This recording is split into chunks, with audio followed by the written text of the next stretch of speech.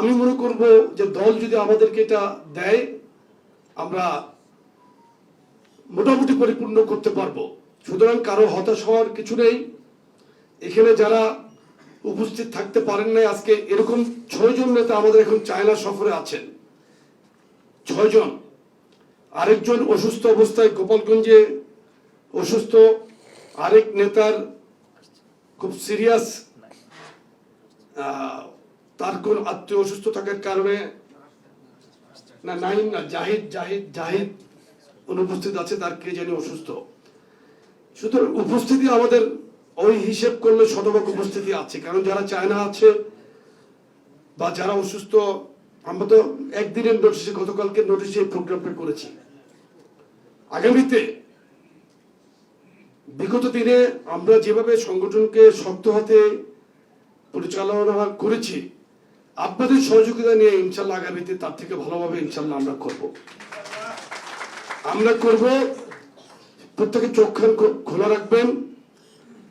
বর্তমানে বাংলাদেশে যে রাজনৈতিক পরিস্থিতি চলছে, যে বাংলাদেশে ইন্টারিম সরকারের সময় মবতন্ত্র যে শুরু হয়েছিল, এবং এই মবতন্ত্র এবং একটি উচ্ছৃঙ্খল শ্রেণী যে রাজনীতিতে মাথাচাড়া দিয়ে উঠছে, আমরা তাদের প্রতি শুধু একটি বার্তা দিতে চাই।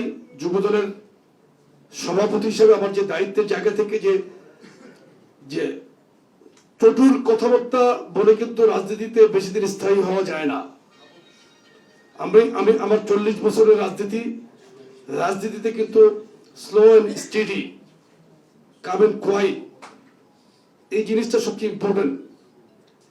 যারা মব এবং মনে করছে যে উচ্ছৃঙ্খল কথাবার্তা বলে পজিশন ক্রিয়েট করবে, এটা সম্ভব না। বাংলাদেশের জনগণ কিন্তু অনেক ভালো, জ্ঞানী, বুদ্ধিমান আমি মনে করি। তারা কখনোই সিদ্ধান্ত নিতে ভুল করে নাই। এবং আমি শুধু তাদেরকে রাজনৈতিক ভাষায় বলবো যে রাজনৈতিকভাবে আপনারা কথা সাংগঠনিক কাজকর্ম করবেন। আশা করি বেফাস মন্তব্য করা থেকে বিরত থাকবেন। বাংলাদেশ জাতীয়তাবাদী যুবদল বিএনপির সবচাইতে বৃহৎ শক্তিশালী একটি অঙ্গ সংগঠন। আমাদের সাংগঠনিক ক্যাপাবিলিটি সম্পর্কে সবাই মোটামুটি ধারণা আছে। আমরা কিন্তু অত্যন্ত শক্তিশালী সুসংগঠিত একটি দল। আমরা ইনশাল্লাহ রাজপথে আমাদের সাংগঠনিক শক্তির মাধ্যমে কিন্তু আমরা সকলকে সাংগঠনিকভাবে মোকাবেলা করবো ইনশাল্লাহ।